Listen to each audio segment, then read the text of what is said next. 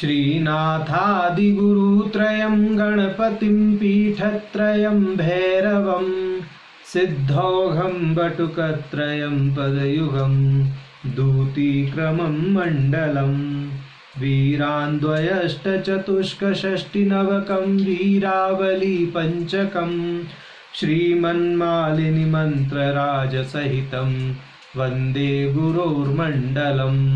नारायण। श्री तंत्रालोक की श्रृंखला में हम तंत्रालोक के प्रथम आहनिक की प्रारंभिक 55 कारिकाएं देख चुके थे। क्रमशः हमें 56वीं कारिका प्राप्त है। यहाँ तक अभिनव गुप्त जी ने ये स्पष्ट किया कि जो अज्ञान है वह समुच्छेद्य है और मोक्ष उपादेय है, और जो शिव है वह स्वतंत्र सत्ता है, सर्वतंत्र स्वतंत्र स्वातंत्र संपन्न चैतन्यमात्मा पद से कही गई जो है वस्तु है, और वो स्वयं प्रकाश है। वह अपने आप को भी प्रकाशित करते हैं और अन्य वस्तुओं को भी प्रकाशित करते हैं, स्व पर प्रकाशक हैं, और उनको प्रकाशित करने में कोई प्रमाण समर्थ नहीं है, और जितने भी प्रमाण हैं वह सब उसी स्वयं प्रकाश स्व पर प्रकाशात्मक सत्ता परम शिव से ही प्रकाशित हो रहे हैं। अब ये इस बात को कहने के बाद यह भी सिद्ध करते हैं कि वह आत्मा जो है आदि सिद्ध है, स्वतः सिद्ध है, उसको किसी से सिद्ध करने की आवश्यकता ही नहीं है, क्योंकि जो स्वयं सिद्ध होता है उसको सिद्ध करने की आवश्यकता नहीं होती। अब ये कह रहे हैं कि उस अनादि सिद्ध या आदि सिद्ध जो परमात्मा है, उस परमात्मा की अभिव्यक्ति में या उस परमात्मा को प्रमाणित करने में साधक और बाधक दोनों ही प्रमाण व्यर्थ हैं। अब इस साधक बाधक प्रमाण को की व्यर्थता को बताने के लिए यह बौद्धों का उदाहरण देंगे। 56वीं कारिका में कहते हैं, सर्व अपहनव हेवाक धर्म अपि एवं ही वर्तते ज्ञानमात्मार्थम इति ये तत् न इति माम प्रतिभासते। अब ये तीन इन्होंने यहाँ पर पक्ष कहे। एक पक्ष तो इन्होंने शून्यवादियों का कह दिया, दूसरा पक्ष इन्होंने योगाचारियों का, और तीसरा पक्ष इन्होंने वैभाषिकों का कह दिया। क्या क्या कह दिया उसको बताते हैं। ये कह रहे हैं, सर्वा अपहनव हेवाक धर्म, कि सब कुछ का निषेध करने वाले जो हेवाक धर्म को मानने वाले हैं शून्यवादी, उनके यहाँ भी ऐसा ही है। क्या है अभी उसको भाष्यकार आगे कहेंगे। फिर कहते हैं ज्ञानम आत्मार्थम, कि जो मात्र ज्ञान की ही सत्ता मानते हैं, ज्ञेय और ज्ञाता की सत्ता नहीं मानते, ऐसे योगाचारी हैं, क्योंकि वह आलय विज्ञान को मानते हैं, विज्ञानवाद को मानते हैं, तो ज्ञान को तो वह मानते ही हैं।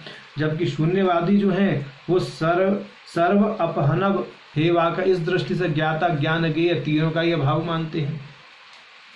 और तीसरे पक्ष में कह रहे हैं, न इति माम प्रतिभासते, माने यहाँ वह ज्ञाता का अभाव मानने वाले वैभाषिकों की बात कर रहे हैं।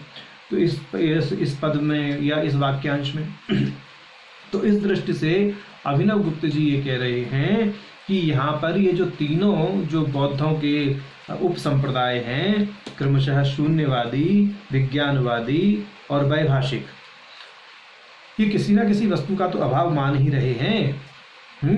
तो यही तो हेवाक धर्म है इनका। यही तो हेवाक बौद्ध तंत्र में एक पारिभाषिक शब्द के रूप में प्रयुक्त है, माने पारिभाषिक शब्द ही है, और उसके अनुसार है शून्यता, अर्थ लेना चाहिए उसके अनुसार।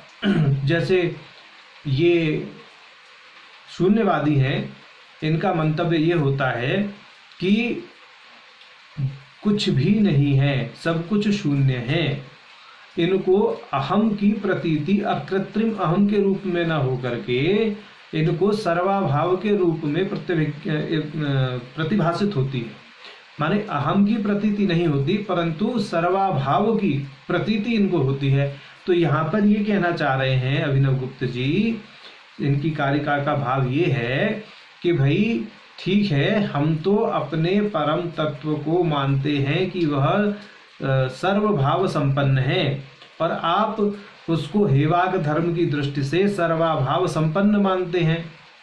माने सर्वाभाव मानते हैं, उसका सर्वविद अभाव मानते हैं। तो इस अभाव की जो प्रतीति है वह भी तो आपको हो ही रही है। तो हम तो पहले कह चुके हैं कि परमात्मा जो है, हमारे परम शिव जो हैं, वो भाव रूप भी हैं, अभाव रूप भी हैं। तो भाव रूप में जब हम कह रहे हैं कि सभी प्रकार के जो प्रमाण हैं उस परमात्मा से ही भाषित हो रहे हैं, उसी से ही प्रतिभाषित हो रहे हैं, तो इसी प्रकार से ये जो अभाव आपके चित्त में भाषित हो रहा है, ये अभाव भी उस परमात्मा से भिन्न नहीं है। तो चाहे आप साधक प्रमाण की बात करें, चाहे बाधक प्रमाण की बात करें, ये तो ढकोसला मात्र है, क्योंकि जो प्रमाण हैं वो उस परमात्मा से ही प्रकाशित हैं। भाव भी उससे प्रकाशित है, अभाव भी उससे प्रकाशित है।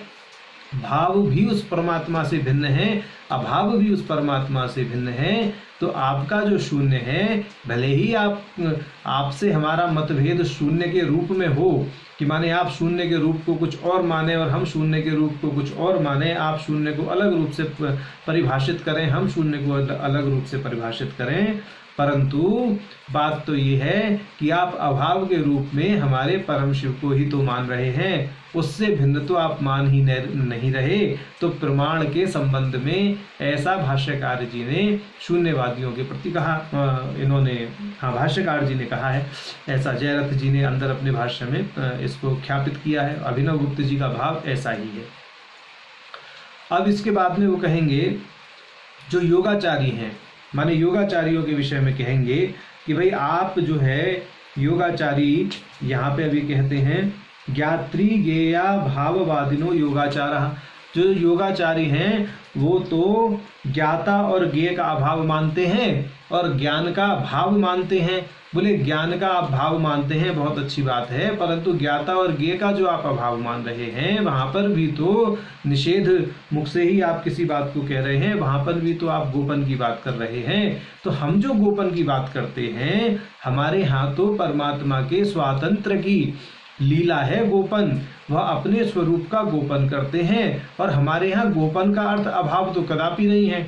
किसी व्यक्ति की किसी सभा में अनुपस्थिति होने का अर्थ ये नहीं होता कि उस व्यक्ति का सर्वत्र अभाव हो गया। तो आपको अविद्या के प्रतिबंध के कारण, अज्ञान के प्रतिबंध के कारण यदि परमात्मा या परम तत्व भाषित नहीं हो रहा है, तो उसका अर्थ ये नहीं है कि वह सर्वथा अभाव युक्त है या उसका सर्वथा अभाव है। तो ऐसा नहीं मानना चाहिए। आप तो विज्ञानवादी हैं। अब आप अपने विज्ञान को किस तरह से परिभाषित करते हैं वो आपका अपना व्यापार है, परंतु हमारा मानना ये है कि आप एक पक्ष में ज्ञान को मान रहे हैं, दूसरे पक्ष में ज्ञाता और ज्ञेय को नहीं मान रहे हैं। तो जो ज्ञान को आप मान रहे हैं भाव रूप में, तो वह भी भाव रूप में परम शिव अभिव्यक्त हैं, और अभाव रूप में जो आप ज्ञेय और ज्ञाता को मान रहे हैं, वहां भी जो है अभावात्मक परम शिव ही है, वह अभाव भी उस परम शिव के प्रकाश से ही प्रकाशित है। ऐसा उनके कहने का भाव है।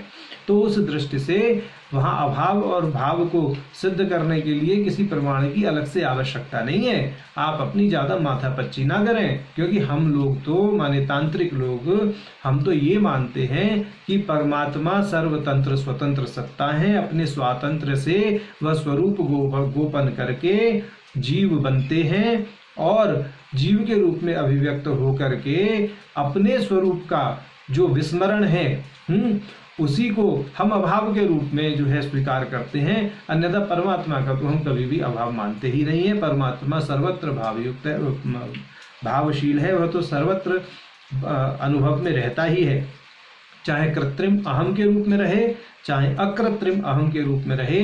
ये तो जैसे जैसे जिसकी ज्ञान की सरणी पर ऊपर आरोहण होता चला जाता है, वैसे वैसे वह अपनी इस भावना को बलि करते हुए और भैरव भाव में निमग्न होता चला जाता है। ऐसा तांत्रिकों का मत है, मंतव्य है। अब वो वैभाषिकों के मत का खंडन क्या है, माने वह तो उसको प्रस्तुत कर रहे हैं, खंडन नहीं है। यहाँ वैभाषिकों के मत को प्रस्तुत कर रहे हैं। वो कह रहे हैं वैभाषिकों का मत है न इति माम प्रतिभासते, माने यहाँ पे ज्ञाता का अभाव वह मान रहे हैं। तो ज्ञाता का अभाव मान रहे हैं तो कह रहे हैं कि यहाँ पर जो ज्ञाता अभाव रूप है, तो वहां पर भी अभाव रूप वह परमात्मा शिव ही, परम शिव ही प्रकाशित हैं, माने वह अभाव भी, ज्ञाता का अभाव भी उस परमात्मा से ही प्रकाशित है।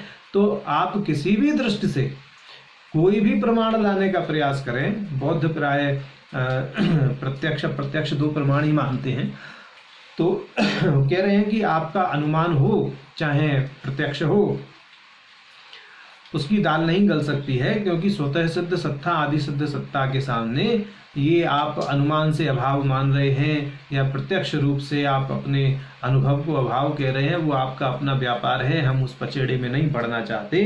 परंतु हमारा कहने का अर्थ ये है कि आपके जो ये तीनों मत हैं, शून्यवादियों का, विज्ञानवादियों का, वैभाषिकों का, ये भाव, और एक पक्ष में जो शून्यवादी सभी पक्षों में अभाव की बात करते हैं, विज्ञानवादी एक पक्ष में भाव, दूसरे पक्ष में अभाव की बात करते हैं, और इसी प्रकार वैभाषिक भी विज्ञानवादियों की तरह जो बात कहते हैं उसमें भाव, अभाव और सर्वथा अभाव, इस तरह से जो आपकी मंतव्य निकल करके आते हैं, वह तो हर तरीके से, हर दृष्टिकोण से उस स्वप्रकाश परमात्मा से ही प्रकाशित हो रहे हैं, ऐसा हमारा कहने का मंतव्य है।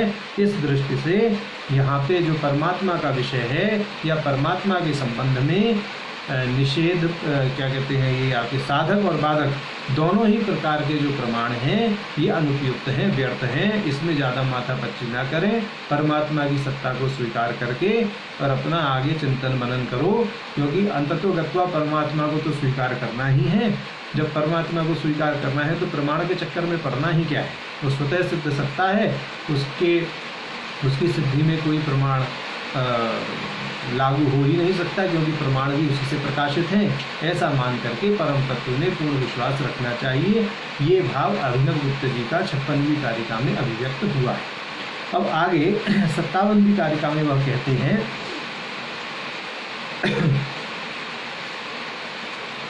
कि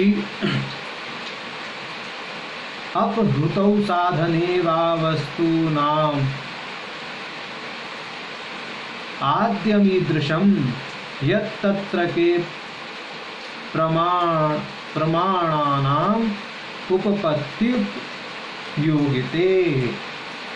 तो ये कह रहे हैं कि ज्ञाता ज्ञान ज्ञेय रूप जो वस्तुएं हैं, उन वस्तुओं के आदि सिद्ध होने के कारण, अब ये पहले तो बोला कि परमात्मा आदि सिद्ध है, और ये भी बोल दिया कि जितनी भी चित्र विचित्र वस्तुएं अभिव्यक्त हैं सृष्टि में, वह सब परमात्मा के प्रकाश में ही प्रकाशित हो रही हैं। तो इस दृष्टि से जो परमात्मा है वह अपने स्वातंत्र के बल पर विभिन्न रूपों में अभिव्यक्त होते हैं, जड़ चेतन के रूप में, स्थावर जंगम के रूप में, सजीव निर्जीव मृत के रूप में परमात्मा ही अभिव्यक्त है। ऐसा तांत्रिकों का मत है। इस जगत को वह सत्य मानते हैं, यह तांत्रिकों का मत है। तो बोले हैं कि इस दृष्टि से ज्ञाता ज्ञान ज्ञेय ये जो त्रिपुटी है ये भी अनादि सिद्ध होती है, क्योंकि परमात्मा के ही प्रकाश में प्रकाशित होने से ये भी अनादि है, और परमात्मा के स्वातंत्र से उद्भूत होने से ये भी अनादि है, क्योंकि परमात्मा का स्वातंत्र अनादि है, और परमात्मा की जगत के प्रति जो शिक्षा है, सृजन करने की इच्छा है, वह भी अनादि है। तो इसलिए जगत भी अनादि है, जगत के पदार्थ भी अनादि हैं। ज्ञाता ज्ञान ज्ञेय की दृष्टि से ये जो ज्ञाता ज्ञान ज्ञेय की त्रिपुटी है यह भी अनादि सिद्ध होती है। तो इस अनादि सिद्ध त्रिपुटी के मतलब इस त्रिपुटी के अनादि सिद्ध होने से जो प्रमाता पर प्रमाता है, उस पर प्रमाता के भी अनादि सिद्ध होने के विषय में कह रहे हैं प्रमाणों की उपपत्ति और उपयोगिता नहीं है। माने उनकी उपयोगिता का लाभ ही क्या है, जब सब चीज अनादि सिद्ध हो गई, जब सब कुछ अनादि सिद्ध हो गया, तो इस सृष्टि के विषय में भी आप क्या प्रमाण लेंगे? ठीक, क्योंकि यह सृष्टि भी परमात्मा से ही प्रकाशित हो रही है। परमात्मा स्वयं प्रकाश है, उसकी स्वतंत्र लीला के बल पर सब कुछ चल रहा है, उसकी इच्छा के बल पर सब कुछ चल रहा है। उसकी इच्छा ही सर्वत्र कार्यकारिणी है, माने सब कुछ कार्य करने में समर्थ है। तो हम तो प्रमाण के पीछे ज़्यादा अपनी माथापच्ची नहीं करेंगे, तांत्रिकों ने ऐसा कह दिया।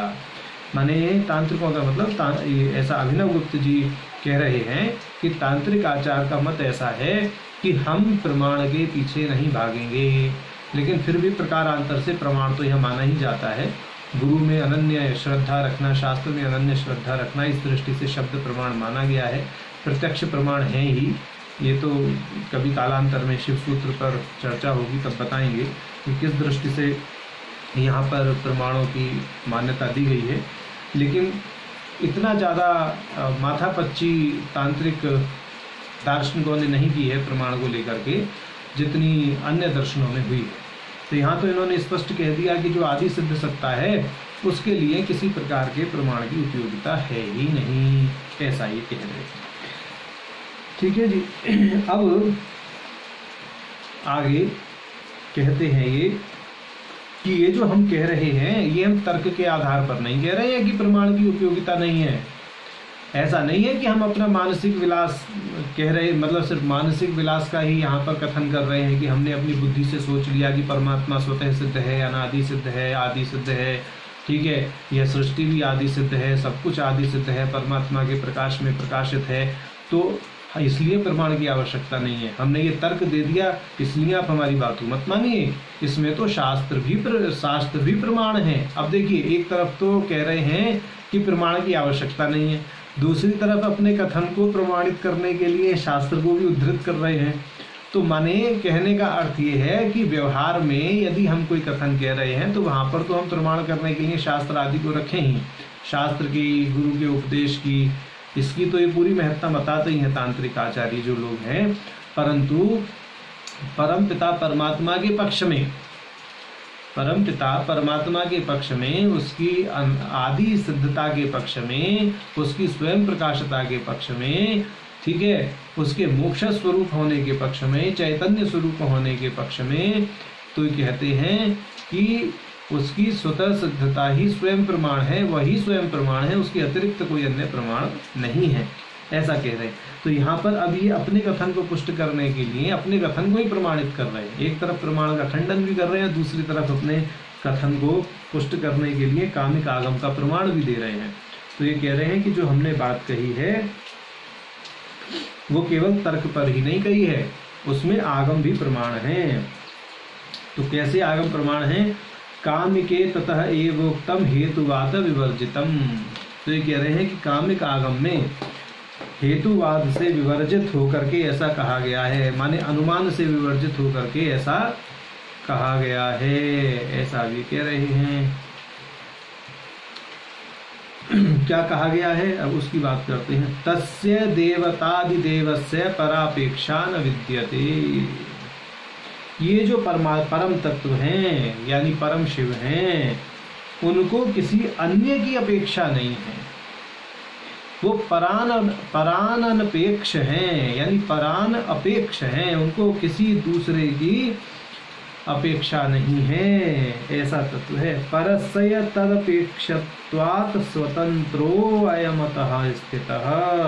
और चूंकि दूसरा स्वयं, अभी 59-60वीं कारिका चल रही है, चूंकि कोई दूसरा स्वयं जो है वह उस परम शिव की अपेक्षा रखता है, इस दृष्टि से कह रहे हैं कि वह परमात्मा स्वतंत्र सिद्ध है। तो स्वतंत्र सिद्ध वह इसलिए है क्योंकि वह किसी भी प्रकार से किसी अन्य पर निर्भर नहीं है, अपितु जो अन्य है वह उसकी अपेक्षा रखते हैं, ऐसा कहने का भाव है। ठीक है, अब ये आगे कह रहे हैं 59वीं कारिका का उत्तरार्ध है। अनपेक्षस्य वशिनो देश काला कृति क्रमाः। ये जो अनपेक्ष तत्व है, ये जो निरपेक्ष परम शिव तत्व है, यह तो स्ववशी है, यानी अपने ही वश में रहने वाला स्वतंत्र सत्ता है। इसको देश काल आदि क्या नहीं कर सकते, इसका अवच्छेद नहीं कर सकते, इसको बांध नहीं सकते। नियता नेतिश्च विभुर नित्यो विश्वकृति शिवः विभुत्वात् सर्वगो नित्यम नित्य भावादाद्यंत वर्जितः।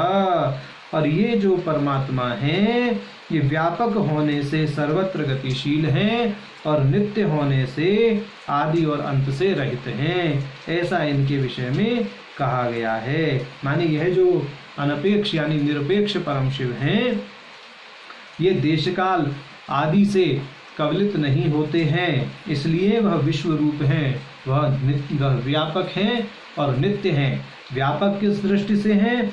व्यापक व सर्वत्र गतिशील होने के कारण, सर्वत्र विभू होने के कारण वह व्यापक हैं, और काल से कवलित न होने के कारण वह नित्य हैं, माने आदि अंत से रहित हैं, ऐसा इन्होंने कह दिया। नियता नीतिश्च विभुर नित्यो विश्वाकृति शिव विभुत्वात् सर्वगो नित्य भावात् आदि अंत वर्जितः।